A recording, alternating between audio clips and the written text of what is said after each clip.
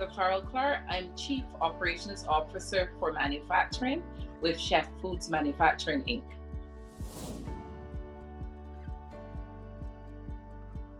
I can't say there was an influence. I think for me, I just was really bad at anything else. I was really poor in literature. I was awful in languages. I got kicked out of class, my Spanish and my French class. And I didn't particularly like history because I got very emotional when I dealt with Caribbean history. And I wasn't very good at geography, so I ended up doing what I was good at, which was biology, chemistry, physics, and math. And so the career had to be along those lines.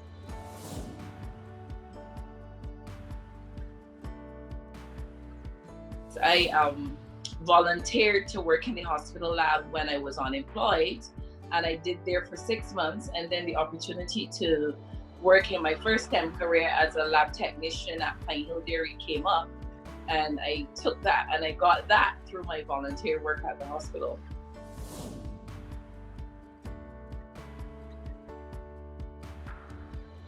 Back at the time when I started working in the career, I really just wanted a job, and it was one that was interesting. But there were really no women at that time that I knew who worked in the field. I was one of few women at the company on the side of production. Actually, I was the only woman on the side of production in the company. So there was no real female that I knew of that worked in that area at the time.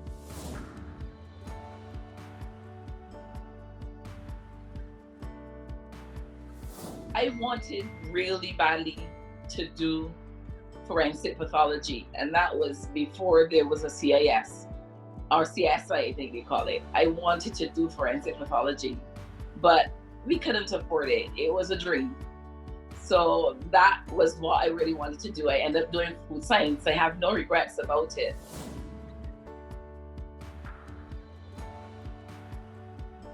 I joined Pine Hill Dairy, and I was there for 4 years, and I really enjoyed what I did. And my boss of the time, Carl Sylvester, now deceased, he and his board of directors wanted someone to study food science because they felt that they needed to have someone who lived on the island and was well versed in the subject matter. Pine Hill would have brought people in, and then they stay for a couple of months and they have to go back to their home country, or they had to work with consultants. So I was blessed to be in the right place at the right time, and I believe have the right attitude. And so they facilitated for me to do my degree in food science at the University of Guelph, and that kind of really got things going career-wise.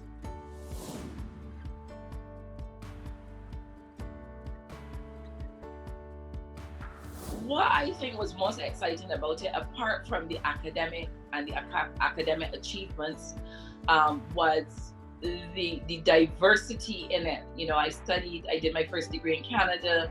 I did my master's when I was 40 and have children. I did my master's in food safety. I met people from around the world. I did a lot of short courses around the world. So I was in South Africa, I went to Mexico, all across the USA. And so whilst I was learning, I was living my dream, and it was exciting to be learning with so many different personalities and experiences. And so I'm being able to bring that back to my home country, or to the company that I would have been working with at the time. I think I've been blessed to work with some of the leading manufacturing organizations in Barbados, and they have been mutually beneficial relationships, and they have all invested in me, and I'm very thankful for that.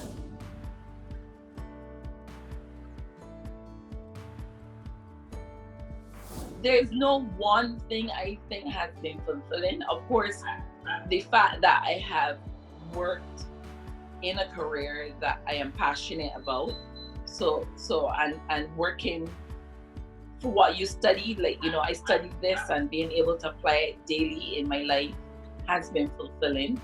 But if I had to pick one aspect of my career, especially as I get more advanced in my years and in career, is the younger people and it doesn't matter gender, who I would have worked alongside. They taught me, I learned from them, and I taught them, and the coaching and counseling and mentoring that I've been able to do for a lot of these young people. Even today, I have a call with someone who I have never even worked with, but she reached out to me at a seminar that I was participating in. I was one of the presenters.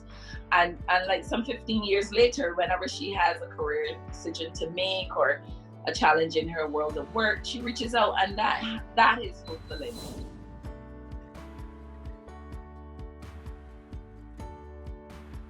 Don't be dictated by the grade you got in school or the teacher who said, might have given you the feeling that you're not worthy.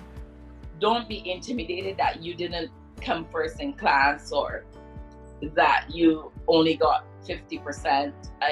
My children have never seen my report card because, I was too talkative.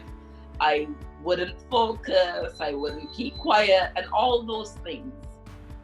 But they all made who I am today and contributed to who I am. So don't be judged by a grade. They will come. Put your effort in there. Keep at it. When you fall, get up.